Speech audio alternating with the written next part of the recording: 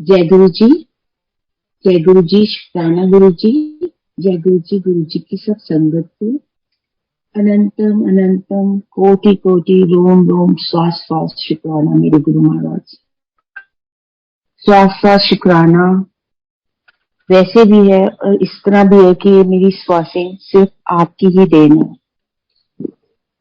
जब मेरे को ये श्वास आपने दिए दोबारा से, ये नया जन्म दिया गुरु जी, उसके बाद से मुझे ये लगता है, पहले भी लगता था पर तब तो यही लगता है कि मेरी हर एक सांस जो है वो आप ही की कर्जदार है, क्योंकि ये आपने ही मुझे दिया है। अगर आपने मुझे अपनी शरण में ना लिया होता तो शायद आज मैं ये सत्संग नहीं कर रही होती, मेरा कोई वजूद ना होता, मैं होती भी ना। क्योंकि आपने मुझे अपनी शरण में लिया, मेरे सिर पे अपना हाथ रखा, बख्शनहार, तुमने मेरे सब गुनाहों को बख्श के मुझे ये नया जीवन दिया। कोटि कोटि प्रणाम, अनंतम अनंतम शुक्राना। संगत जी, गुरु जी के बारे में मैं सिर्फ ये कहती हूँ कि उनसे कभी मांगना पड़ा ही नहीं। जैसे कि वो कहते हैं कि मन्नो मन्नो मंगो ना, तो मैंने जब से मैं गुरु जी की शरण में आई मैंने कभी उनसे नहीं मांगा, ये जानते हुए भी कि मैं बिल्कुल मौत के कगार पे खड़ी थी, फिर भी मैंने उनसे कभी मांगा नहीं। इसलिए नहीं मांगा क्योंकि मैं जानती थी कि गुरु जी सब देख रहे हैं और वो खुद ही कुछ करेंगे। लेकिन मेरे उस स्ट्रगल के दौरान गुरु जी ने मेरे पे इतनी मेहर की कि मेरे को, मैं चूंकि अपना इलाज दिल्ली में करवा रही थी, तो गुरु जी मुझे हर महीने 3 दिन के लिए लंगर प्रसाद के लिए बड़े मंदिर बुलाते ही बुलाते थे। और उस लंगर प्रसाद ने मुझे ऐसा जीवन दिया कि जब मैं अपने लिवर ट्रांसप्लांट के लिए पहुंची, उस समय मुझे देख के कोई ये नहीं कह सकता था कि मेरा ट्रांसप्लांट होने वाला है। और उस टाइम पे अगर मुझे लिवर नहीं मिलता तो मेरे पास शायद कोई जिंदगी बची भी नहीं थी। पर मेरे को गुरुजी ने उस लंगर प्रसाद से इतनी ताकत दी कि मैं खुद अपने पैरों पे चल के गुरु अपने ऑपरेशन थिएटर में मैं गुरुजी महाराज को अपने हाथों में लिए हुए उनका स्वरूप, मैं ऑपरेशन थिएटर में गई, मेरा ऑपरेशन ठीक ठाक हो गया और गुरुजी ने बड़ी मेहर करी कि मेरा ऑपरेशन ठीक ठाक हो गया। मेरी बॉडी ने लिवर को एक्सेप्ट कर लिया, मेरा लिवर ट्रांसप्लांट हुआ। गुरुजी की मेहर से सब ठीक था, लेकिन अनफॉर्चुनेटली, या यूं कहो कि मेरे कुछ कर्म थे जो गुरुजी ने मुझे कटवाने थे, इसलिए मुझे कुछ ऐसी प्रॉब्लम लंग्स में वहां आ गई आईसीयू में ही कि मुझे एआरडीएस हुआ और मुझे वेंटिलेटर पे डाल दिया गया। गुरु महाराज उस समय पे भी हर वक्त मेरे साथ थे। मैं बोल तो सकती नहीं थी क्योंकि मेरे गले में वेंटिलेटर की पाइप थी और मैं बोल नहीं सकती थी, लेकिन हर वक्त मैं अपने आसपास गुरुजी को ही देखती थी। मुझे कहीं लगता था कि गुरुजी यहीं बैठे हुए हैं। और उस टाइम पे मेरा ये ट्रांसप्लांट बेंगलोर में हुआ, तो वहां पे जो स्टाफ था उनमें किसी को भी हिंदी इंग्लिश कुछ नहीं आती थी, उन लोगों को अपनी भाषा आती थी साउथ की, तो बहुत दिक्कत वाली बात थी। और उन तब ऐसा था कि मैं कुछ लिखती भी थी तो उन्हें समझ नहीं आता मैं क्या लिख रही हूँ। एक दिन एक वार्ड बॉय मेरे पास आया और मुझे कहने लगा कि आप कुछ म्यूजिक सुनना चाहती हैं, और मैंने हाथ जोड़ दिए कि मतलब मैं कुछ मतलब परमात्मा का सुनना चाहती हूँ। उसने कहा आप क्या सुनना चाहते हैं, तो मैंने उससे बोला मुझे कॉपी पेन दो। मुझे नहीं पता उसे समझ आया कि नहीं आया, मैंने लिख दिया गुरुजी मंत्र जाप। अब जो कि मैंने बाद में अगर पढ़ा तो मुझे ही समझ नहीं आया कि मैंने क्या लिखा था, बट उसने जब जो भी उसको समझ आया, जब उसने लगाया तो वो गुरुजी का मंत्र जाप ही लगा। और आप देखिए वो 1 घंटे का मंत्र जाप 108 जो मंत्र जाप होते हैं वो लगा के मेरे सिरहाने रख के चला गया और मैं वो मंत्र जाप सुनती रही। वो जब आता दिन में 2-3 बार वो 1 घंटे का मंत्र जाप मेरे पास लगा के चला जाता, क्योंकि कोई भी फैमिली में से बिल्कुल अलाउड नहीं था, क्योंकि मैं वेंटिलेटर पे थी और कोई आ नहीं सकता था और ना मैं बोल पाती थी, बस मैं सिर्फ आसपास देखती रहती। तो मुझे ऐसा ही लगता था कि गुरुजी वहां बैठे हुए हैं, मुझे उनकी झलक दिखती थी। गुरुजी मुझे उस समय समय पे संदेशे देते रहे। जैसे मुझे एक बारी संदेशा आया कि ये 40 दिन अभी और भारी हैं, वो काट लो, ये तुम्हारे कर्म कट जाएंगे। तो मैं जय गुरु जी करते हुए वो समय काटती रही। उस बीच में मुझे गुरुजी ने ड्रीम दर्शन भी दिया, जिसमें उन्होंने मुझे कहा कि जा तेरा कल्याण कीता। और मेरे को कहा, वहां पे मैं बड़े मंदिर में गई हूँ, गुरुजी को भोग लगा रही हूँ, और गुरुजी मुझे कह रहे हैं कि आ गई लिवर ट्रांसप्लांट करवा के। मैं कहा हाँ जी गुरुजी आ गई। तो मुझे कहते हैं कि ये जल प्रसाद ले, बाहर लंगर ना खान बह जाए, ये जल प्रसाद ले और ये तुमने बस यही पीना है, बाकियों को लंगर करने दे। ये मेरा ड्रीम ही था। और उस टाइम मुझे ये सिर्फ हकीकत नजर आ रही थी, मुझे ऐसा लग रहा था ये सब हो रहा है। और भी बहुत सी बातें हुई गुरुजी से। और जब मेरे को उसके अगले दिन मेरे सन इन लॉ जो है वो वहां बड़े मंदिर में सेवा में होते हैं, तो उनको किसी ने लाके जल प्रसाद दिया कि ये गुरुजी के भोग का जल प्रसाद है, ये आपकी मदर इन लॉ के लिए। अगले ही दिन बेंगलोर कोई आ रहा था तो वो जल प्रसाद मुझ तक पहुंच गया। मतलब गुरुजी ने ड्रीम में भी जो कहा, तो गुरुजी ने मेरे को वो चीज पहुंचा दी कि वो जल प्रसाद मेरे लिए था, तो गुरुजी ने अपना जल प्रसाद मुझ तक पहुंचा दिया। वो मैं पीती रही, बड़ी बोतल में डाल दिया, साथ में उसमें और जल डाल दिया। वो मैं रोज थोड़ा थोड़ा, मुझे उनको इंडिकेशन दे दी मेरी नर्सेस को, वो मुझे रोज थोड़ा थोड़ा पिलाती रही और फिर उसको बढ़ाती रही। तो मैं ऐसे ही रही वहां पे। गुरुजी हर पल मुझे अपनी प्रेजेंस फील करवा रहे थे। मुझे एक बार को भी मेरा मन नहीं घबराया।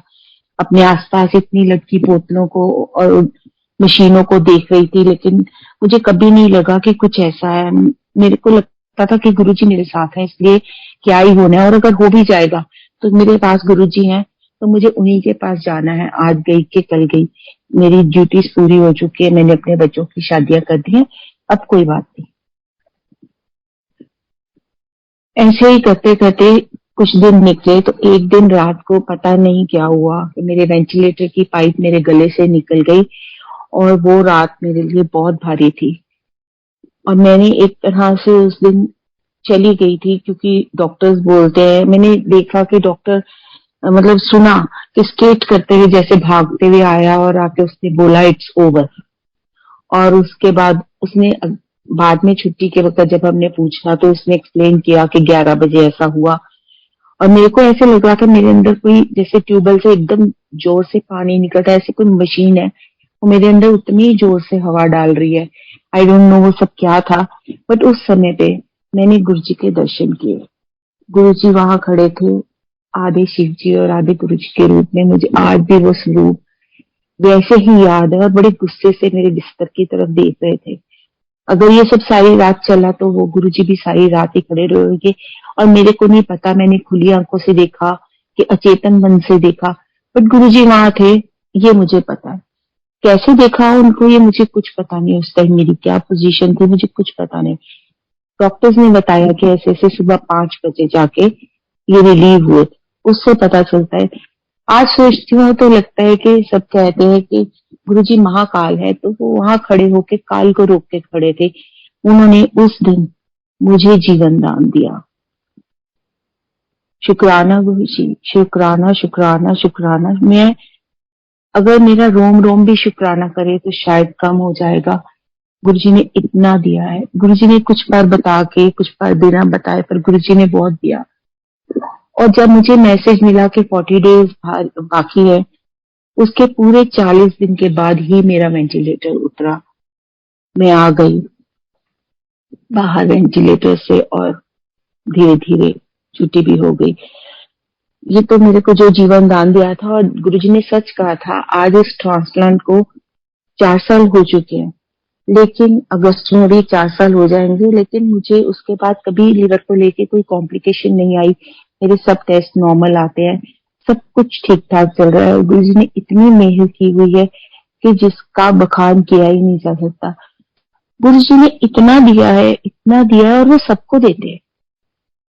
मैं कई लोगों से कहती हूँ, जब जो लोग मेरे को लगता है कि नहीं गुरुजी ने ऐसा कहा है तो ये ऐसा क्यों कर रहे हैं, इसलिए कि मुझे लगता है कि मेरा जीवन सिर्फ गुरुजी का दिया हुआ है और मुझे ये सिर्फ वही करना है इस लाइफ में जो गुरुजी चाहते हैं कि उनके बच्चे करें। और मैं गुरुजी से प्रार्थना भी यही करती हूँ, गुरुजी हमें अपने लायक बनाना, जैसे बच्चे आप चाहते हो हमें अपने वैसे बच्चे बनाना गुरुजी, हम आपकी ही शरण में है। तो इसलिए जब कोई ऐसा होता है तो मैं यही कहती हूँ कि आप गुरुमुखी बनो, मनमुखी मत बनो। और मैं सबको ये कहती हूँ गुरुजी की तो गुरुजी को मानते हैं पर गुरुजी की नहीं मानते। जो गुरुजी चाहते हैं वो हम नहीं करते, हम सिर्फ वही करते हैं जो हम करना चाहते हैं क्योंकि वो हमें अच्छा लगता है। ऐसा नहीं करना है, इसलिए नहीं करना है कि गुरुजी की नजर हर एक पे है, वो हर एक को बख्श रहे हैं, वो हर एक के कर्म काट रहे हैं और हर एक को बरकत दे रहे हैं। गुरुजी सबसे पहले जिंदगी देते हैं, फिर सेहत देते हैं, उसके बाद कुछ और देते हैं। उन्होंने भी मुझे पहले जिंदगी दी, फिर सेहत दी। मैं ये नहीं कहती कि कुछ नहीं होता, उसके बाद भी होता है। हमारे जो कर्म में हमने काट के जाने, क्योंकि मैं गुरुजी के पास पहुंचने से पहले से ही ये प्रार्थना करती रही हूँ कि हे परमात्मा मुझे इस दुनिया में दोबारा नहीं आना, मेरे कर्म काट के मुझे अपने पास ले जाओ। तो गुरुजी कर्म कटवा रहे हैं, मेरे लिए ये बहुत बड़ी बात है। और गुरुजी मेरी सुनते हैं कि मैं ये चाहती हूँ, इसीलिए गुरुजी मेरे कर्म कटवाने के लिए मुझे बहुत तकलीफें आती भी है, लेकिन उन तकलीफों से निकालते भी गुरुजी हैं। हम सोचते हैं ना कि हमें कष्ट है, ये गलत है, क्योंकि हमारे अंदर गुरुजी हैं, तो जो कष्ट हमें हो रहा है वो दरअसल तो गुरुजी ही भोग रहे हैं ना। गुरुजी ही काटते हैं, गुरुजी ही भोगते हैं और गुरुजी ही उस दुख को सहते हैं। हम तो सिर्फ एक जरिया है। गुरुजी हमारे जो कर्म काट रहे हैं अपने जरिए हमारा सारा दुख अपने पे लेके, वो बहुत बड़ी बात है। कोई ऐसा नहीं कर सकता, क्योंकि ये गुरुजी ही कर सकते हैं। जो महाशिव इस धरती पे आए हैं उनके अलावा ये और कोई कर भी नहीं सकता। सबका जहर वही पीते हैं। हमारा शरीर का जितना जहर है वो गुरुजी सोख रहे हैं। तो हमें जो थोड़ी सी तकलीफ आती है हमें सोचना चाहिए कि ये 10% भी नहीं है, बाकी 90% तो गुरुजी खुद पे ही ले लेते हैं। ऐसे ही पिछले साल भी मेरे साथ ऐसा ही हुआ कि मेरे ऑपरेशन हुए, लिवर ट्रांसप्लांट हुआ, उसके पहले भी कई ऑपरेशन हुए। तो पिछले साल मेरा एक ऑपरेशन अचानक हुआ कि मेरे को 2004 में ऑपरेशन बड़ा हुआ था, तो हर्निया के लिए एक मेश डाल दी गई थी। मेरे पेट में अचानक दर्द हुआ और वो दर्द बढ़ते बढ़ते इतना हो गया कि जब पता चला तो ये पता चला कि वो मेश जो है वो मेरे आंतड़ियों में घुस चुकी है और उसने आंतड़ियां बस्ट कर दी है। उन दिनों कोविड बहुत ज्यादा था, लास्ट ईयर मार्च में। तो दिल्ली में जब डॉक्टर से बात की तो उन्होंने बोला कि यहाँ नहीं आ सकते, कि हम आपको इससे तो शायद बचा लें, कोविड से नहीं बचा सकते, और आपके लंग्स, जैसे मेरा एक ही लंग काम करता है, गुरुजी की कृपा से फिर भी मैं ठीक ठाक चलती हूँ। तो उन्होंने कहा कि हम आपको रिस्क पे यहाँ नहीं बुला सकते, बिकॉज लंग्स अगर फिर इन्वॉल्व हो गए तो हम क्या ही करेंगे। तो ये करते करते 5 दिन निकल गए। तो यहाँ पे ही हमारे डीएमसी जो हॉस्पिटल है वहां पे ही मैंने दाखिल हुई। एक सर्जन है तो वो उन्होंने कहा कि ठीक है। तो जिस दिन सुबह सर्जरी होनी थी उससे पहले दिन रात को मुझे काफी खांसी लग गई। जब मुझे तेज खांसी लग गई तो उन्होंने कहा कि अब ऑपरेशन कल नहीं हो सकता। तो वो इतना दर्द था और डॉक्टर्स कहते थे एज सून एज पॉसिबल, क्योंकि अंदर इंटेस्टाइन फट चुकी थी। और गुरुजी ने वो 8 दिन मेरे कैसे निकाल दिए, चाहे मुझे दर्द रहा, इंजेक्शन दिए, लेकिन कुछ मिसहैपनिंग नहीं हुई, क्योंकि उन्होंने कहा कि घंटे डेढ़ में हमें सर्जरी करनी पड़ेगी क्योंकि लंग्स वीक है। लेकिन उस सर्जरी को 7 घंटे लग गए और घर वाले भी बहुत घबरा रहे थे। तो मेरे एक डॉक्टर है जो वहाँ ब्रदर है, वो ही अंदर बाहर जाके बता रहे थे कि कोई बात नहीं, अभी कर रहे हैं, अभी कर रहे हैं। 7 घंटे बाद जब वो सर्जरी खत्म हुई तो उन्होंने बताया कि बहुत बैडली वो अंदर जा चुकी थी, हमने बहुत मुश्किल ये सब किया है। तो इस बार फिर गुरुजी को कहते कि हमें ये हैरानी है कि ये फटी नहीं, अगर ये फट जाती तो क्या होता। तो गुरुजी ने फिर हाथ रखा और मुझे बचाया। ऐसे ही गुरुजी हर पल मुझे बचा रहे हैं। मुझे क्या, अपनी हर संगत को बचा रहे हैं।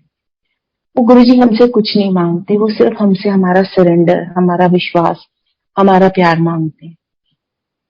हम इतना भी ना दे सके तो क्या फायदा। अगर हम गुरु जी पे छोड़ देते हैं तो फिर वो देखते हैं।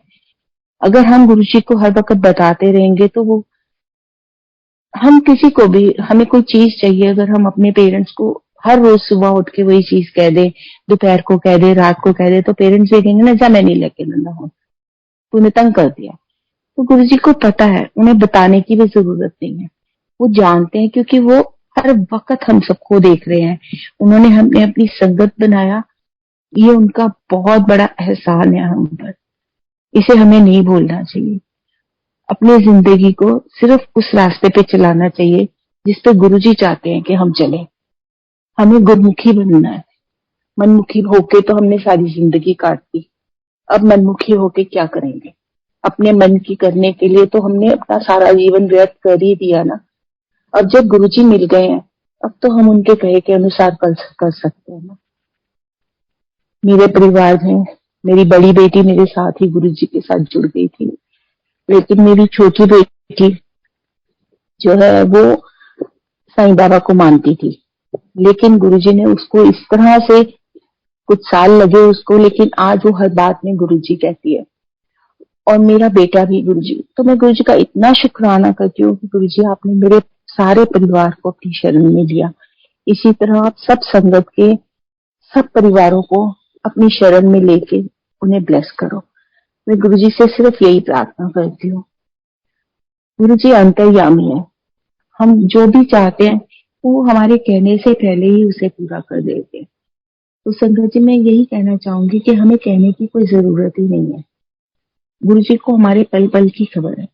हमारे दुख, हमारे सुख, हमारी खुशियां, हमारे गम, कुछ भी गुरु जी से छुपा हुआ नहीं है। गुरु जी साक्षी भाव से हमें देख रहे हैं, और जब जरूरत होती है वो अपनी मेहर हम पे कर देते हैं। जब हमारे कर्म कट जाते हैं तो वो हमें उस चीज के से बाहर निकाल देते हैं। जो भी कष्ट हम पे, ये नहीं है कि गुरु जी की शरण में आ गए तो कष्ट नहीं आएंगे, लेकिन उन कष्टों को सहने की शक्ति भी गुरु जी ही देते हैं। हमें इतनी हिम्मत नहीं है कि हम कोई कष्ट सहन कर सके। हम तो छोटे से सिर दर्द को भी सहन नहीं कर सकते, तो और बड़े कष्ट क्या ही सहन करेंगे। ये गुरु जी की शरण में आने के बाद पता चलता है कि गुरु जी ने हमें इस तरह से अपनी छत्र छाया में लिया हुआ है कि हमें अब अपने कष्ट ही नहीं लगते। वो सिर के ऊपर से निकल जाते हैं। ये लगता है जब गुरु जी है तो हम क्या सोचे। गुरु जी है ना सोचने के लिए, और वो सोचते हैं। अगर किसी को लगे कि नहीं, तो गुरु जी सोचते हैं, और उस आपको महसूस होता है कि हाँ गुरु जी खड़े हैं। जब हमें पता है कि हमारे साथ हमारा कोई बड़ा खड़ा है, हमारा कोई, तो हमें डर नहीं लगता। उसी तरह जब संगत के साथ गुरु जी खड़े हो जाते हैं तो कुछ भी डर नहीं लगता। जिंदगी जीना आसान हो जाता है। बिल्कुल वैसे ही है। गुरु जी के साथ जुड़े हुए बहुत सारे सत्संग है। मैंने पिछली बार के सत्संग में बताया था कि कैसे गुरु जी ने मेरे फेसबुक में जो फ्रेंड थे उनको किस तरह अपने साथ जुड़वाया। उनके यहाँ बच्चा नहीं था, उनकी वाइफ का 4 बार मिसकैरेज हो चुका था, और क्योंकि उसकी यूट्रस बहुत वीक थी और उसको स्टिचेस लगाने के बाद भी बेबी सर्वाइव नहीं हो पा रहा था। और मैंने ऐसे, जब मेरी उसकी ज्यादा जान पहचान नहीं थी, डरते डरते उसको मैंने पूछा, क्योंकि गुरु जी ने मुझे कहा उसके सुनना, उसने क्या मेरे को लाए। तो मैंने उससे बोला कि क्या तुम जाओगे। कहता कहाँ। मैं क्या कोई रिलीजियस जगह है। जैसे कि हाँ मैं जरूर जाऊंगा। वो मुंबई में रहते हैं। मैंने उन्हें बताया, और कैसे कोविड से पहले नवंबर में उनको बताया, और मार्च तक वो कई बार गुरु जी के सत्संग अटेंड कर चुके थे, कई बार मंदिर जा चुके थे। मैंने अपने पिछले सत्संग में बताया था कि उनकी वाइफ फिर से प्रेग्नेंट है।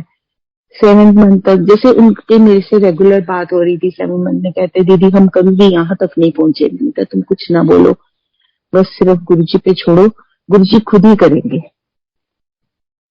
फरवरी में संगत जी मुझे उनका फोन आया। आप बिलीव करिए कि उस टाइम मेरे आंसू रुके नहीं जब उन्होंने मुझे बताया। ये फरवरी की बात है, 10 फरवरी को मुझे फोन आ रहा है सुबह कि दीदी गुरुजी ने हमें बेटे से ब्लेस किया है। संगत जी वो समय जैसे कुछ भी सोच पाना और महसूस कर पाना, क्योंकि मैं गुरुजी से यही प्रे कर रही थी कि गुरुजी अगर आपने माध्यम बनाया है तो लाज रखना। और गुरुजी ने कैसे उसको बेटा ब्लेस किया कि जो इम्पॉसिबल था उसको पॉसिबल कर दिया। एक इंसान जो इतने सालों से स्ट्रगल कर रहा था, उसके औलाद का मतलब सामने उसको नजर आता था पर वो उसके हाथों में नहीं आ पा रहा था, गुरुजी ने उसको पॉसिबल कर दिया। डॉक्टर्स कहते थे कि ये यूट्रस इतनी वीक है कि ऐसा नहीं हो सकता, उसको भी गुरुजी ने पॉसिबल करा। धन्य है गुरुजी, धन धन गुरुजी, शुक्राना गुरुजी, अनंतम शुक्राना गुरुजी। उस वक्त उस बच्चे ने जब मुझसे ये कहा कि दीदी आप ना होते तो मेरा क्या होता, मैंने कहा नहीं, मैं ना होती कोई और होता है, because it was his calling. उन्होंने तुम्हें बुलाया तो इसीलिए तुम वहां गए, नहीं तो मेरे में इतनी ताकत थोड़ी थी। कहाँ मैं, कहाँ वो, मैं पंजाब में, वो महाराष्ट्र में, और कैसे मैं उसको, कोई जान नहीं पहचान नहीं, और जस्ट एक फेसबुक फ्रेंड, और उसको मैं बता रही हूँ और वो जा रहा है, और उसको गुरुजी, ये गुरुजी ने मुझे एक माध्यम बनाया और मैं इसका शुक्राना गुरुजी से बार बार करती हूँ। शुक्राना गुरुजी, किसी के सुख का कारण बनाया, बस किसी के दुख का कारण ना बनाना। ऐसे ही कई बहुत सारे सत्संग हैं, जैसे मैं जुड़ी कहाँ से बताती हूँ, 2009 की बात है।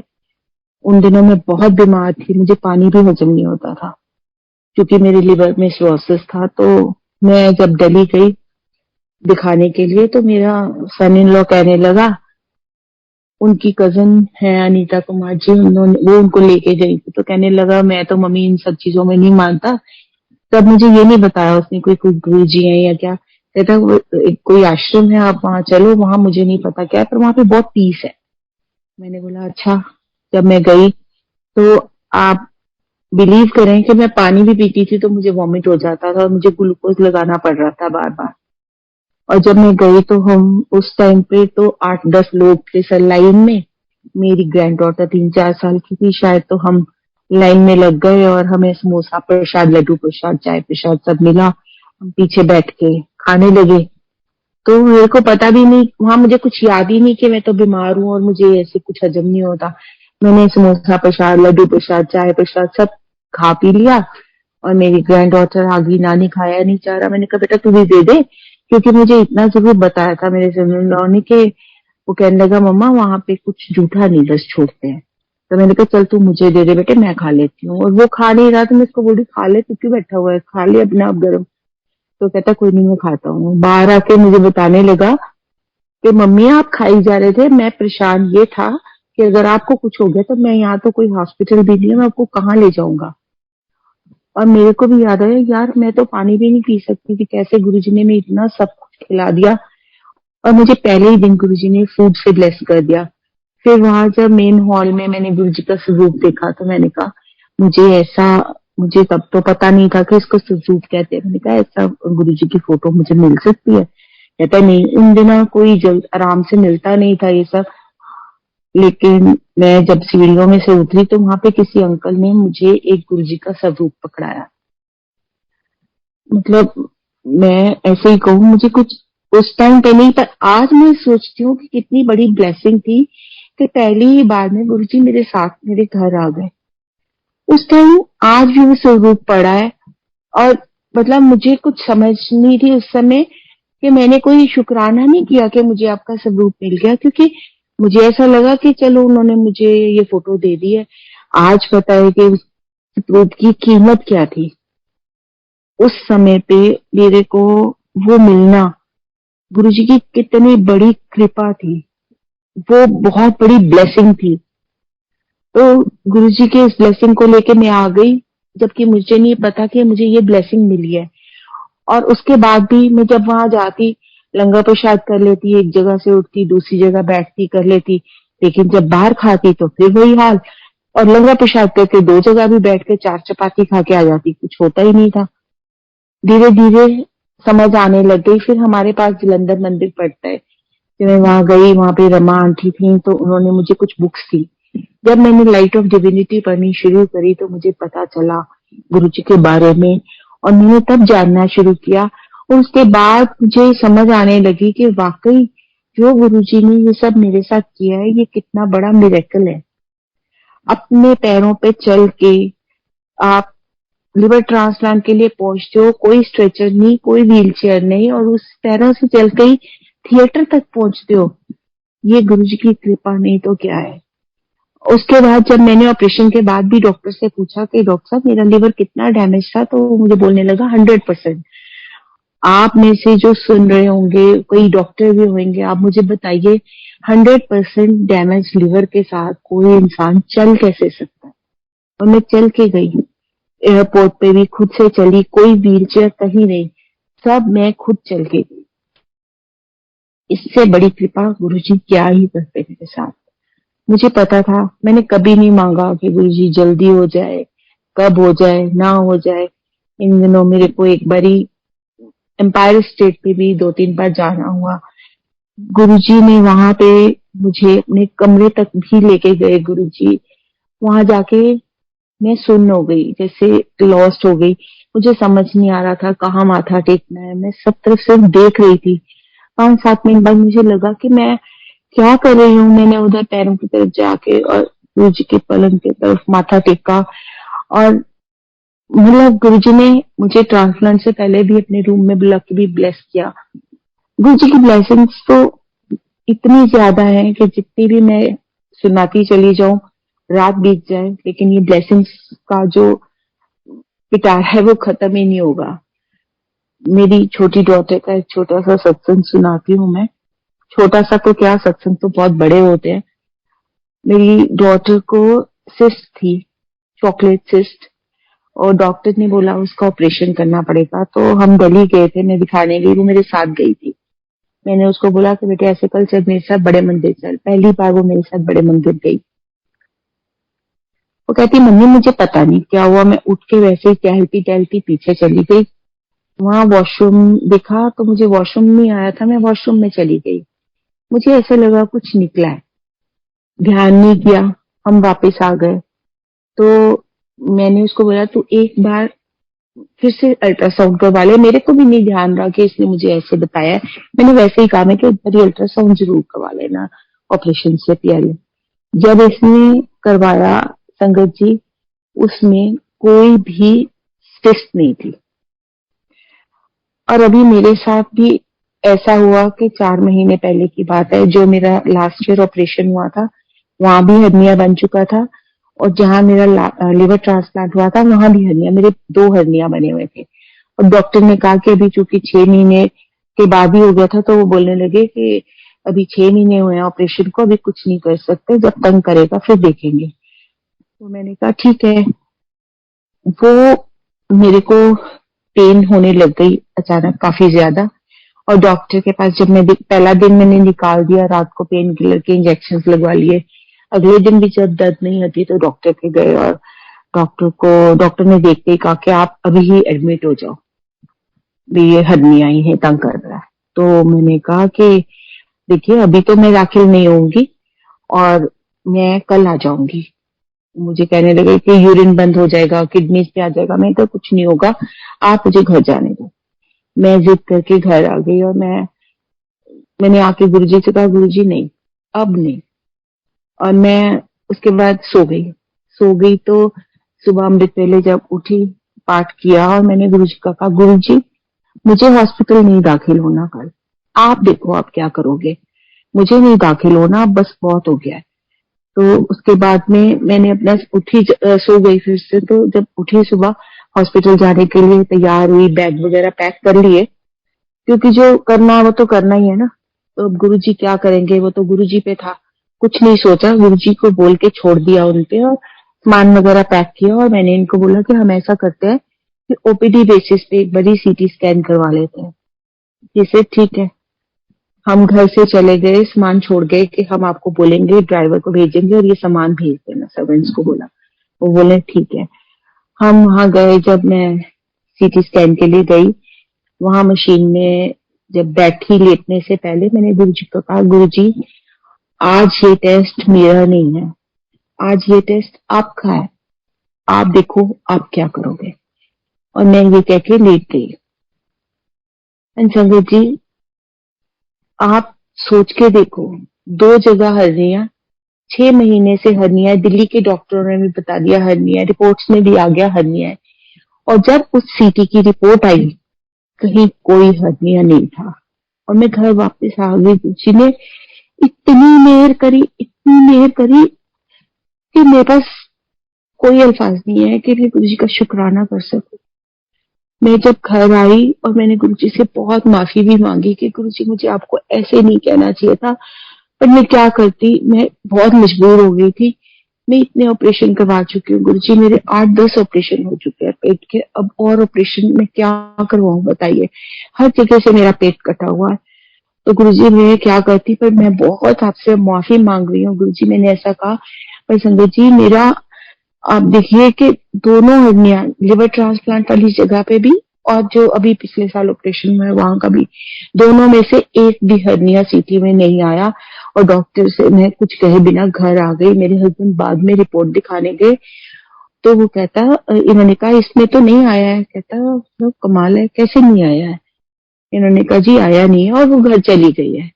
उसने भी कुछ नहीं कहा, उसने दवाइयां लिख के दे दी, एंटीबायोटिक्स लिख के दे दी। और गुरुजी ने मेरी वो सर्जरी वाला काम एंटीबायोटिक्स ने खत्म करवा दिया। शुक्राना गुरुजी, शुक्राना शुक्राना शुक्राना, अनंतम शुक्राना, अनंतम शुक्राना, अनंतम शुक्राना। गुरुजी आप हमें अपनी मौज में रखना, अपने अंग, हमारे अंग संग रहना। हम गुनाहगार हैं गुरुजी, बहुत गुनाह किए होंगे हमने, पर आप बख्शनहार हो गुरुजी, हमें बख्श देना। मैं सबसे यही कहती हूँ कि गुरुजी आप सोच भी नहीं सकते जितना गुरुजी देते। यही कहना चाहूंगी कि गुरुजी का बहुत बहुत शुक्राना। जय गुरुजी।